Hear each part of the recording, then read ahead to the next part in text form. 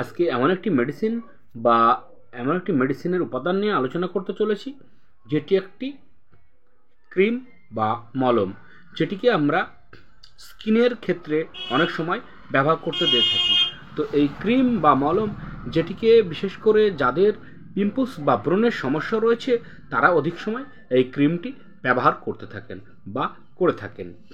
তো এই ক্রিমটির নাম হলো অ্যাকনি স্টার ক্রিম। তো এই অ্যাকনি স্টার ক্রিম যেটিকে তৈরি করেছেন ম্যানকাইন্ড কোম্পানি। তো এই অ্যাকনি স্টার যেটিতে রয়েছে ক্লিন্ডামাইসিন ও নিকোটিনামাইড।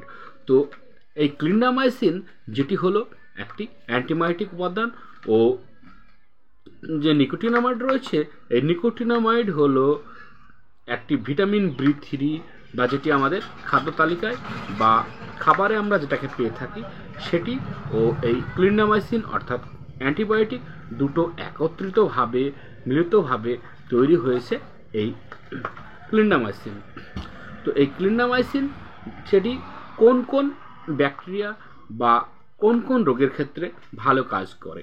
তো এই ক্লিন্ডামাইসিন যেটি একটি অ্যান্টিবায়োটিক, এটা ত্বক ও বিশেষ করে মহিলাদের স্কিনের সমস্যা ছাড়াও ওভারিয়ান প্রবলেম বা ভ্যাজাইনাল সমস্যা ও ENT অর্থাৎ নাক কান গলার সমস্যা, ও অনেক সময় কী হয়, আমাদের ক্ষত বা কেটে গেলে বা অপারেশনের পর ক্ষত শুকাতে ডাক্তারবাবুরা এই ক্লিন্ডামাইসিন অ্যান্টিবায়োটিক ব্যবহার করে থাকেন। তাছাড়াও এই ক্লিন্ডামাইসিন যেটিকে আমরা ব্রণের জন্য দারুণভাবে কাজ করতে দেখে থাকি।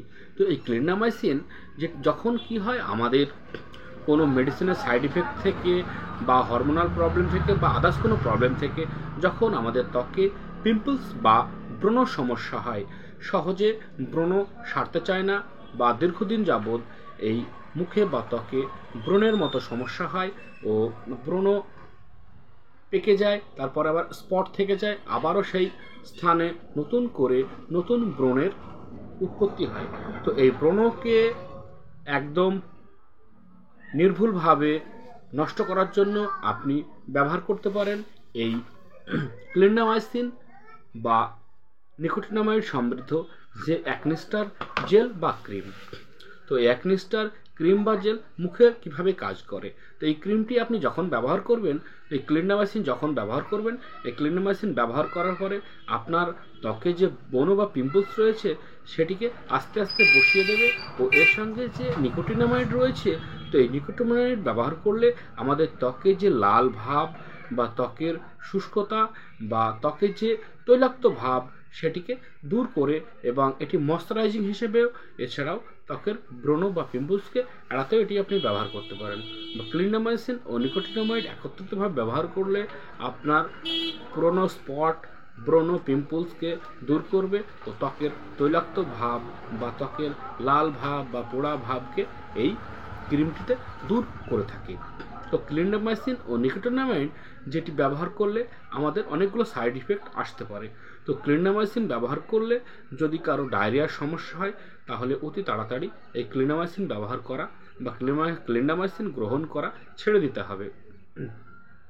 এছাড়াও মাথা ধরা, বমি বমি ভাব, গ্যাস বা অ্যাসিডিটির সমস্যা হতে পারে।